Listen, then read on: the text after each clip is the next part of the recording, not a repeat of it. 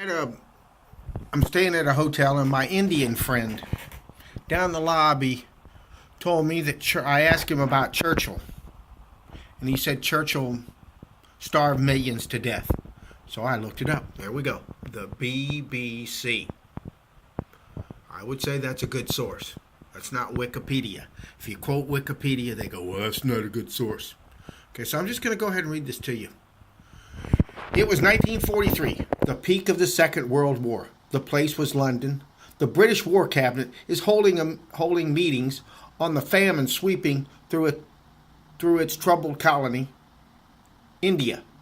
Millions of natives, mainly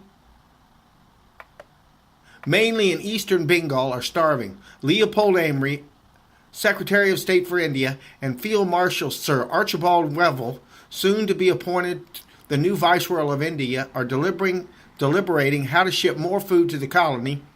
But the irascible, that's a big word, Prime Minister Winston Churchill is coming in their way. Apparently, it is more important to save the Greeks and liberated countries than the Indians, and there is reluctance either to provide shipping or to reduce stocks in this country, writes Sir Wiverley in his account of the meeting. Mr. Amery is more direct. Winston may be right in saying that starvation of anyhow underfed Bengalis is less serious than sturdy Greeks, but he makes no sufficient allowance for the sense of empire responsibility in this country. Some 3 million Indians died in the famine of 1943. The majority of the deaths were in Bengali. In the shocking new book, Churchill's Secret World, journalist Madhusree,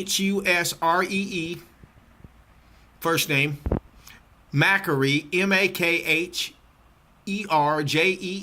blames Mr. Churchill's policies for being largely responsible for one of the worst famines in Indian history. It is a gripping and scholarly investigation into what must count as one of the most shameful chapters in the history of the empire.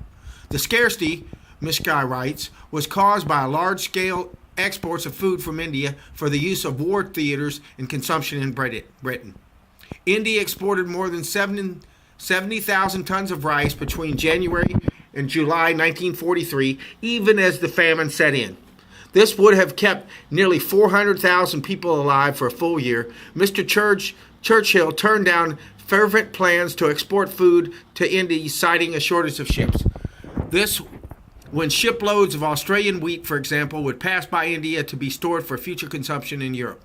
As imports dropped, prices shot up, and hoarders made a killing. Mr. Churchill also pushed a scorched earth policy, which went by a sinister name of denial policy in coastal Bengal, where the colonizers feared the Japanese would land. So authorities removed boats, the lifeline of the region, and the police destroyed and seized rice stocks. Mushkar tracks down some of the survivors of the famine and paints a chilling tale of the effects of hunger and deprivation. Parents dumped their starving children into rivers and wells. Many took their lives by throwing themselves in front of trains. Starving people begged for starchy water in which rice had been boiled. Children ate leaves and vines, yam stems and grass. People were too weak even to cremate their loved ones. No one had the strength to perform rites, a survivor tells Murky. Dogs and jackals feasted on piles of dead bodies in Bengal's villages.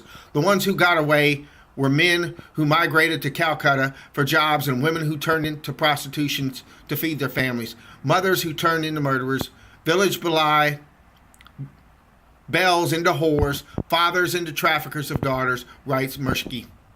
The famine ended at the end of the year when survivors harvested their rice crops. The first shipments of barley and wheat reached those in need only in November, by which time tens of thousands had already perished throughout the autumn of 1943.